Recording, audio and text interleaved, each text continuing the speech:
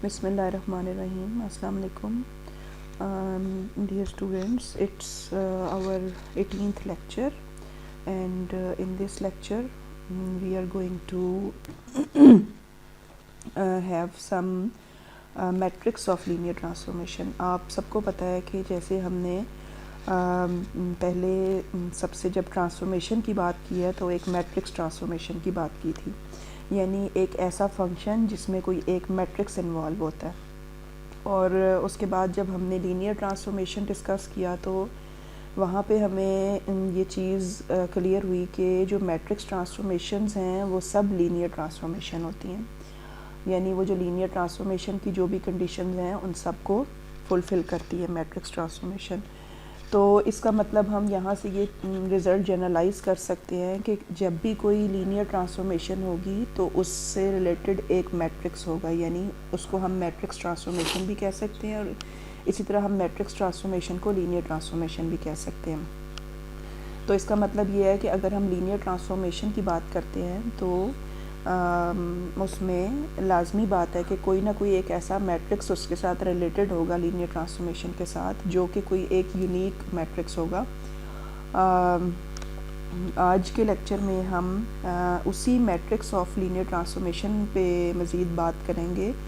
और यहाँ पर जिस तरह से कि हमें पता है कि जो ट्रांसफॉर्मेशन है एल, वो एक वेक्टर स्पेस से दूसरी वेक्टर स्पेस में हम डिफ़ाइन करते हैं आर एन से। अगर आर एम पे डिफ़ाइन करें तो इसमें जो डायमेंशन है पहली वाली स्पेस की वो n है और दूसरी की m है। तो अगर हम ट्रांसफॉर्मेशन डिफ़ाइन कर रहे हैं तो यहाँ पर मैट्रिक्स जनरेट करने के लिए हमें बेसिस चाहिए होगी। बेसिस स्पेशली पहली वेक्टर स्पेस की आर एन की हमें रिक्वायर होगी। और जो बेसिस है वो आपको पता है कि बेसिस हमेशा सेम नहीं होती है। मसलन आर एन अगर है कोई वेक्टर स्पेस तो उसके लिए बेसिस में डिफरेंट वेक्टर्स हो सकते हैं। मसलन क्या अगर आपको याद हो तो हमने ये आर एन है, अगर हम आर थ्री की बात करें तो R3 में हमारे पास 3 वेक्टर्स होते हैं, यानी 3 डायमेंशनल स्पेस में I, J और K, जिनके कोऑर्डिनेट्स 1 0 0 0 1 0 और 0 0 1 होते हैं। तो अगर हम इन्हीं जो नेचुरल बेसिस के जो वेक्टर्स हैं I, J और K, इन तीनों वेक्टर्स को हम ऑर्डर्ड बेसिस कंसिडर करें। ऑर्डर्ड बेसिस मींस के जो पहला इसमें बेसिस में वेक्टर है उसके कंपोनेंट 1 0 0 ही रखने हैं, दूसरे के 0 1 0 और तीसरे के 0 0 1। तो ऑर्डर्ड बेसिस को अगर लें, यानी हम उसमें ऑर्डर को चेंज नहीं करेंगे, पहले आई यूनिट वेक्टर होगा, फिर जे होगा और फिर के होगा। तो ऑर्डर्ड वेक्टर्स की हमें यहाँ पे ज़रूरत पड़ती है। क्योंकि जब ऑर्डर्ड वेक्टर्स लेते हैं तो एक ख़ास ऑर्डर में जब इन वेक्टर्स को लेते हैं, बेसिस के आई को पहले और जे को उसके बाद और के को सबसे एंड में, तो इससे जब हम मैट्रिक्स बनाएंगे तो वो मैट्रिक्स की एक स्पेसिफिक फॉर्म होगी। लेकिन अगर हम इसका ऑर्डर चेंज कर देंगे तो मे बी वो जो मैट्रिक्स है, बल्कि ऑब्वियसली वो जो मैट्रिक्स हम बनाएंगे वो चेंज हो जाएगा। तो यहाँ पे हम matrix of transformation, linear transformation हम यहाँ पे जनरेट करेंगे इस लेक्चर में। यानी आप यहाँ से ये समझें कि अगर हमारे पास कोई लीनियर ट्रांसफॉर्मेशन है लेकिन मैट्रिक्स ऑफ लीनियर ट्रांसफॉर्मेशन नहीं है, तो हम matrix of linear transformation by using some utilities of linear transformation वो जनरेट करेंगे मैट्रिक्स। और वो मैट्रिक्स जनरेट करने में हमें बेसिस की ज़रूरत पड़ेगी, पहले सेट के बेसिस की। और उस बेसिस को लेके फिर हम मैट्रिक्स जो है वो बनाएंगे लीनियर ट्रांसफॉर्मेशन का। और ये मैट्रिक्स डिफरेंट हो सकता है डिपेंडिंग ऑन दी बेसिस, क्योंकि हर दफ़ा बेसिस का सेट सेम नहीं होता। कभी हम नेचुरल बेसिस से कुछ परफॉर्मेंस करते हैं, कुछ और वेक्टर्स लेके अगर वो भी कोई और सेट ऑफ वेक्टर्स जो है वो लीनियर इंडिपेंडेंट भी है और स्पैनिंग भी है, तो फिर हम उसको भी बेसिस ले सकते हैं। तो इस तरह हम अगर बेसिस को डिफरेंट ले लें, चेंज कर दें, तो उससे मैट्रिक्स पे भी देखते हैं कि क्या अफेक्ट आएगा उस मैट्रिक्स के लीनियर ट्रांसफॉर्मेशन का जो मैट्रिक्स है। So let's start from the theorem 6.99. Let L is from V to W be a linear transformation of an n-dimensional vector space V into an m-dimensional vector space W.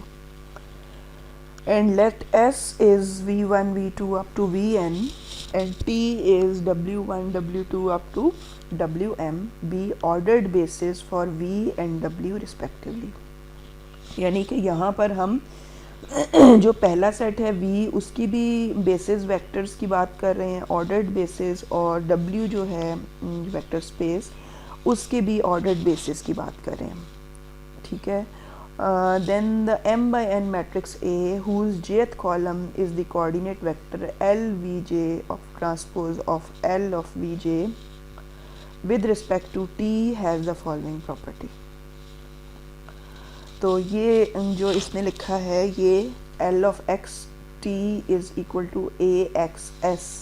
तो ये जो linear transformation है उसमें जो matrix involve है वो इस तरह से हम L of x को लिख सकते हैं A of x as A is the only matrix with this property. ठीक है. तो ऑर्डर्ड बेसिस अगर लेते हैं दोनों सेट्स की या दोनों वेक्टर स्पेसिस की तो हमारे पास A जो है वो इस प्रॉपर्टी के साथ सिर्फ एक ही मैट्रिक्स होगा जो यहाँ पे जनरेट हो सकता है. इसके प्रूफ की तरफ नहीं जा रहे हैं हम लोग, आगे जाते हैं एग्जाम्पल 1 पे. So in this example we are taking a linear transformation L from P2 to P1 be defined by L of Pt is equal to P dash t. यानी L डिफाइन कर रहे हैं कहाँ से, पोलिनोमियल्स ऑफ डिग्री 2 से polynomials of degree 1 में. और इसको कैसे डिफाइन कर रहे हैं कि L अगर लगता है किसी पोलिनोमियल पर तो उसका डेरिवेटिव निकाल देता है P dash t.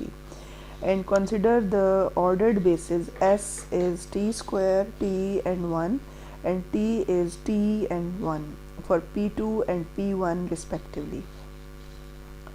Find the matrix A associated with L, and if P of t is 5t square minus 3t plus 2, compute L of Pt directly and then by using A.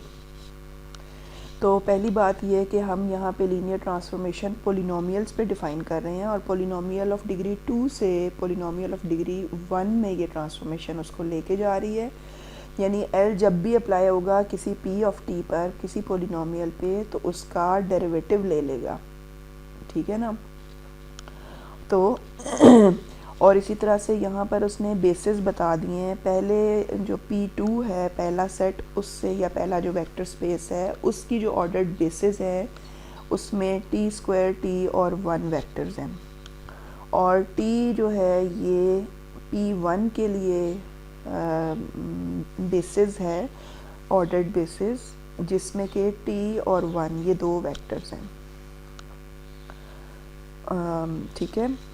अब हम आते हैं कि इस L के साथ जो related matrix A है हमें वो फाइंड करना है, ठीक है. तो पहली बात तो ये है कि हम L ऑफ t स्क्वायर देखते हैं. जैसे कि उसने L डिफ़ाइन किया है कि किसी भी पॉलिनोमियल पे L अगर लगाएं तो वो उसका डेरिवेटिव निकाल देता है. तो अगर हम पहले सेट में t स्क्वायर है, t है, 1 है तो सारे वेक्टर्स को 1 बाय 1 ले लें और उनके ऊपर L अप्लाई करें. यानी L लगा रहे हैं हम किस पर, पहले t स्क्वायर पे. तो t स्क्वायर पे लगाने से हमें पता है कि इसका डेरिवेटिव 2t होता है, तो हमने वो डेरिवेटिव लिख दिया. इसी तरह से L अप्लाई किया है t के ऊपर और L अप्लाई किया है 1 के ऊपर. यानी बेसिस के जितने भी वेक्टर्स हैं सब के ऊपर L अप्लाई करके और रिज़ल्ट लिख लिया, ठीक है. नाउ t स्क्वायर पे L लगाया है तो ये 2t आता है. तो 2t को हम ये आउटपुट जनरेट कर रहे हैं और आउटपुट जनरेट करने के लिए हमें पता है कि ये अब रेंज के एलिमेंट्स आ रहे हैं आउटपुट में. तो रेंज को हम जो बेसिस वेक्टर है P1 का यानी t के लीनियर कॉम्बिनेशन में लिखेंगे क्योंकि t जनरेट कर रहा है P1 को, ठीक है ना. तो t का लीनियर कॉम्बिनेशन क्या होगा कि हम अगर इसी 2t को लिख लें 2t और प्लस 0 मल्टीप्लाइड बाय 1, यानी t के साथ 2 मल्टीप्लाई कर दिया है और प्लस जो इस बेसिस का दूसरा वेक्टर है उसका लीनियर कॉम्बिनेशन लिखना है, तो उसको 0 से मल्टीप्लाई कर दिया ताकि हमारे पास रिज़ल्ट 2t की फॉर्म में आ जाए।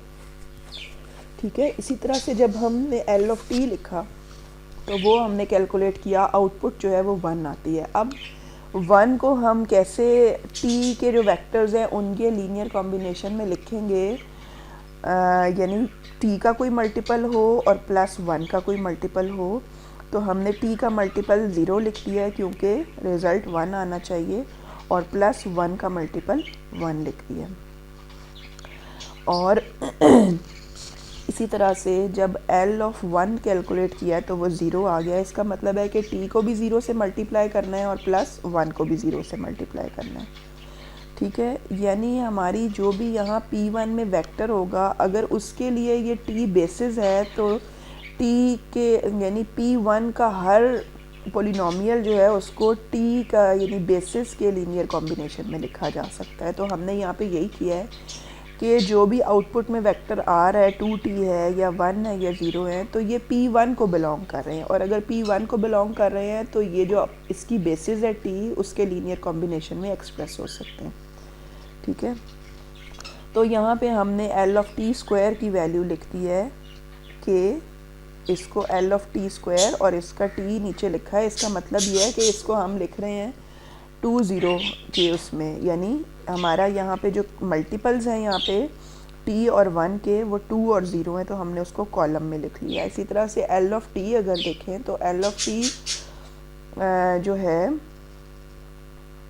L ऑफ t, इसमें आप देखेंगे जो मल्टीपल्स हैं वो 0 और 1 है, तो 0 और 1 को हम कॉलम में लिख लेंगे, ट्रांसपोज ले लेंगे इसका। इसी तरह से L ऑफ 1 को हम 0 0 वेक्टर लिख सकते हैं।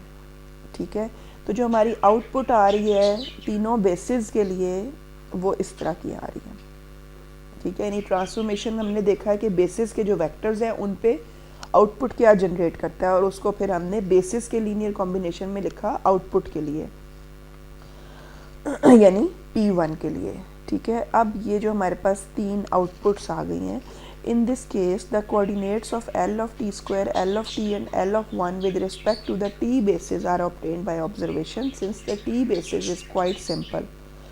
ठीक है, यानी हम इसमें क्या कर रहे हैं, यहाँ पे हम थोड़ा सा इसको मज़ीद सिंप्लीफाई कर सकते हैं कि जो हमारा आउटपुट आ रहा है, आउटपुट में जो ऊपर वाला वेक्टर है कॉलम वेक्टर में वो t का कोएफिशिएंट है और नीचे वाला कांस्टेंट मल्टीपल है। ठीक है, 2t है तो 2 0 वेक्टर आएगा, अगर 1 है सिर्फ तो 0 1 आएगा, और अगर पूरा वेक्टर 0 है तो 0 0 आ जाएगा। ठीक है, तो अब हम अगर यहाँ से मैट्रिक्स लिखें तो ये जो हमने आउटपुट तीनों जनरेट किए हैं इनको 2 0 को पहले कॉलम में, 0 1 को दूसरे कॉलम में और 0 0 को तीसरे कॉलम में रख ले। ये हमारा मैट्रिक्स A जनरेट हो गया। ठीक है, यानी इस लीनियर ट्रांसफॉर्मेशन से रिलेटेड जो मैट्रिक्स A है वो जनरेट हो गया। ठीक है, अब B पे आते हैं। Since P of t is 5t square minus 3t plus 2 then L of PT is, इसका अगर डेरिवेटिव ले लें हम, जो L उसने डिफ़ाइन किया है कि डेरिवेटिव होगा इसका, तो 10t माइनस 3 आ जाता है। ठीक है, अब अगर हम इस डेरिवेटिव को मैट्रिक्स के थ्रू देखें, यानी मैट्रिक्स हमने जो फाइंड किया है वो क्या है, A 2 0 0 एंड 0 1 0, तो अगर इस मैट्रिक्स को हम मल्टीप्लाई कर दें 5 माइनस 3 और 2 के साथ, तो फिर हमारा रिज़ल्ट क्या आता है, तो भी हमारा यही रिज़ल्ट आना चाहिए। क्यों? क्योंकि ये जो मैट्रिक्स है ये लीनियर ट्रांसफॉर्मेशन को ही रिप्रेजेंट कर रहा है, 10 माइनस 3। तो जब हमने इसको मल्टीप्लाई किया तो पहली रो से 10 आ गया, और दूसरी रो को जब मल्टीप्लाई किया इस कॉलम से तो उसने -3 दे दिया। तो एग्जैक्टली वही रिज़ल्ट है जो हमारा उस केस में है, यानी हम A मैट्रिक्स के साथ करते हैं या हम लीनियर ट्रांसफॉर्मेशन के साथ करते हैं, तो हमारा रिज़ल्ट जो है वो उसी तरह ही आएगा। ठीक है, ओके,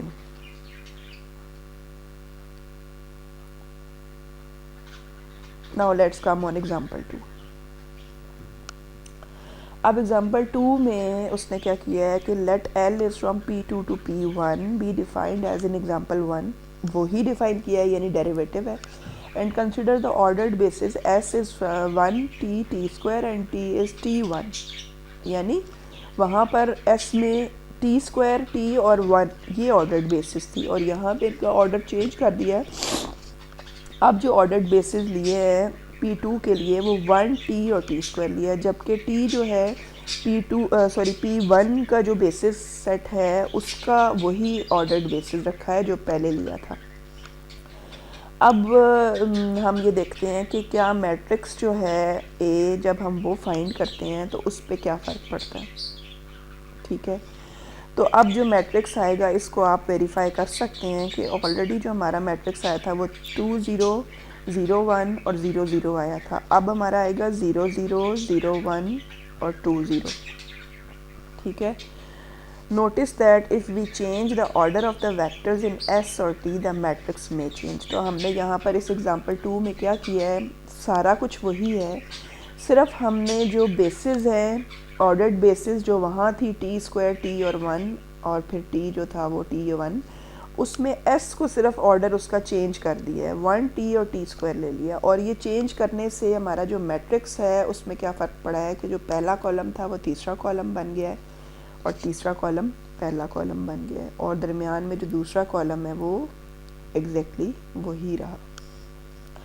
अब हम आते हैं एग्ज़ाम्पल 3 में, जिसमें कि हम ने एग्ज़ाम्पल 1 वाला ही लीनियर ट्रांसफॉर्मेशन लिया है P2 से P1 पर, लेकिन यहाँ पर एक और क्या काम किया है कि ऑर्डर्ड बेसिस को S को तो कोई एग्ज़ाम्पल 1 वाला ही रखा है T स्क्वायर T और 1, लेकिन T को चेंज कर दिया है। अब ये बेसिस चेंज हो गई है T के लिए T+1 एंड T-1। ठीक है, यानी अब P1 की बेसिस जो है वो T+1 और T-1 है। अब हम क्या करेंगे कि जो आउटपुट लिखेंगे L से बना के उसको इन दोनों वेक्टर्स के लीनियर कॉम्बिनेशन में लिखेंगे, T+1 और T-1 के। Find the matrix A associated with L। पहले तो हमने मैट्रिक्स A बताना है जो इस L के साथ एसोसिएट कर रहा है। If P of T is 5T square minus 3T plus 2 compute L of PT। ठीक है ना, अगर P ऑफ T ये ले लें तो फिर L कैलकुलेट करना है हमने। ठीक है, by using this matrix A। तो पहले तो हम मैट्रिक्स A फाइंड करने के लिए उसी तरह से L अप्लाई करते हैं, T स्क्वायर पर L अप्लाई करते हैं T पर, और L करते हैं 1 के ऊपर। तो हमें पता है T स्क्वायर पे करेंगे तो उसका डेरिवेटिव लेता है 2T है, लेकिन अब 2T को हमने 1 और T के लीनियर कॉम्बिनेशन में नहीं लिखना, बल्कि T+1 और T-1 के लीनियर कॉम्बिनेशन में लिखना है, क्योंकि अब ये जो 2T है ये एक वेक्टर है P1 का, और ये जनरेट कहाँ से हो रहा है, ये बेसिस वेक्टर से जनरेट हो रहा है उनके लीनियर कॉम्बिनेशन से। तो T2T को हम लिख सकते हैं A1 T+1 plus A2 T-1। ठीक है, तो इस तरह से हमने लीनियर कॉम्बिनेशन में लिख लिया। फिर उसके बाद हम जिस तरह से सोल्यूशन निकालते हैं सिस्टम का, यहाँ से हमने कंपैरिजन किया दोनों साइड्स पर T के कोएफिशिएंट और कांस्टेंट टर्म्स को कंपेयर किया, और यहाँ से हमें दो इक्वेशंस मिल गई। इनको भी मज़ीद सॉल्व करने से हमें A1 और A2 की वैल्यूज़ मिल जाएंगी। वापस आएंगे यहाँ पर इस इक्वेशन में, और यहाँ पर A1 और A2 की वैल्यूज़ रखने से हमें 2T की वैल्यू मिल जाएगी। तो 2T will be equal to T+1 plus T-1, दोनों की वैल्यू 1 है, और इसको फिर हम लिख सकते हैं वेक्टर की, कॉलम वेक्टर की फॉर्म में ट्रांसपोज लेने से, यानी जो इसके कोएफिशिएंट्स आए हैं 1 1, ये हमारा यहाँ कॉलम वेक्टर आ जाएगा। इसी तरह से जब हम दूसरे वेक्टर पे जाते हैं T पर, तो T जो वेक्टर है जब उसके ऊपर L की वो एक्शन देखेंगे तो L क्या करेगा, T के ऊपर लगने से 1 देगा, और 1 को फिर हम मज़ीद लिखेंगे T+1 और T-1 के लीनियर कॉम्बिनेशन में, उसी तरह से A1 और A2 रख के, और फिर उसके बाद कंपैरिजन करेंगे दोनों साइड्स पर। कंपैरिजन करने से हमें A1 और A2 की वैल्यूज़ मिल जाएंगी। A1 will be equal to 1/2 and A2 will be equal to -1/2, और इस तरह फिर हम यहाँ पे पुट करने से हमें ये इसका लीनियर कॉम्बिनेशन में हमने लिख दिया है T, यानी जो गिवन वेक्टर 1 है उसको t+1 और t-1 के लीनियर कॉम्बिनेशन में बना दिया। अब आते हैं जो वेक्टर 1 है सेट S का, उसके ऊपर L एक्ट करेगी, यानी इसका डेरिवेटिव लेगी, इक्वल टू 0 आ जाएगा। और अब इस 0 को लीनियर कॉम्बिनेशन में लिखना है तो हमें पता है कि 0 को ही t+1 से मल्टीप्लाई करना पड़ेगा और 0 को ही t-1 से मल्टीप्लाई करना पड़ेगा, और जो हमारे पास वेक्टर बनता है वो 0 0 बन जाता है। ठीक है, तो हमारे पास 3 वेक्टर्स आ गए हैं जो आउटपुट जनरेट करके उसने दिए हैं। तीनों को यहाँ पे रखा तो ये एक मैट्रिक्स जनरेट हो गया। लेकिन आप यहाँ पे ये नोट करें कि ये वो मैट्रिक्स नहीं है जो पहले लिखा था। ठीक है ना, यानी ये डिपेंड करता है कि आप बेसिस कौन सा ले रहे हैं। नेचुरल बेसिस के लिहाज से लेंगे तो डिफरेंट मैट्रिक्स आएगा, अगर कोई और ऑर्डर्ड बेसिस है तो फिर उसके लिए डिफरेंट मैट्रिक्स ए जनरेट हुआ है। Now we have L of PT is equal to, अब ये देखें कि जब हम दूसरे पार्ट में 5 - 3 2 के लिए करते हैं कैलकुलेट, क्योंकि उसने कहा है कि किसका लेना है, इसको मैट्रिक्स को यूज़ करके 5t² - 3t + 2, तो पहले तो इसको लिखेंगे कॉलम वेक्टर में, यानी t² का कोफिशिएंट पहले आएगा, फिर -3 आएगा और फिर नीचे उसके 2 आएगा। इस वेक्टर को लिखें और फिर इसको मैट्रिक्स से मल्टीप्लाई करें, इसके लेफ़्ट पे रख के मैट्रिक्स A को, तो हमारा रिज़ल्ट आता है 7/2 and 13/2। So L of PT will be equal to 7/2 t+1 + 13/2 t-1। और अगर हम इसको सिंप्लीफाई करें तो हमारा रिज़ल्ट आना क्या चाहिए, हमें पता है कि 5t² का डेरिवेटिव 10t आता है और -3t का डेरिवेटिव -3 आता है, तो और 2 का डेरिवेटिव 0 होता है, तो हम इसको लिख सकते हैं 10t - 3। तो अगर हम बेसिस t+1 और t-1 के लीनियर कॉम्बिनेशन में लिखेंगे तो वो ये आएगा 7/2 t+1 + 13/2 t-1। ठीक है ना, तो ये इसको सिंप्लीफाई करें तो हमारा रिज़ल्ट वही है जो कि आना चाहिए, यानी डेरिवेटिव है इसका। तो यहाँ पे इन्होंने भी यही बात की है कि इसमें नोट करें कि जो हमने एग्जांपल 1 में, 2 में और 3 में जो मैट्रिसेस निकाले हैं वो डिफरेंट हैं। ठीक है ना, 1 में नेचुरल बेसिस के लिहाज से निकाले थे, 2 में नेचुरल बेसिस में ही इनका ऑर्डर चेंज कर दिया था, और 3 में हमने कोई और बेसिस वेक्टर ले लिए हैं, बेसिस ही चेंज कर दिया है। तो इसमें क्या हो रहा है कि जब दूसरे सेट की बेसिस हमने चेंज किया है तो हमारा जो मैट्रिक्स आया है वो डिफरेंट आ गया है। ठीक है, हालांकि L जो है वो L सेम है सारी एग्जांपल्स में। तो फिर जो मैट्रिक्स A है, the matrix A is called the representation of L with respect to the ordered basis S and T। S basis है पहले वेक्टर स्पेस का और T बेसिस है दूसरी वेक्टर स्पेस का। We also say that A represents L with respect to S and T, right. यानी कि जो A मैट्रिक्स है लीनियर ट्रांसफॉर्मेशन का, उसको हम कह सकते हैं that is with respect to the ordered basis S and T। ठीक है,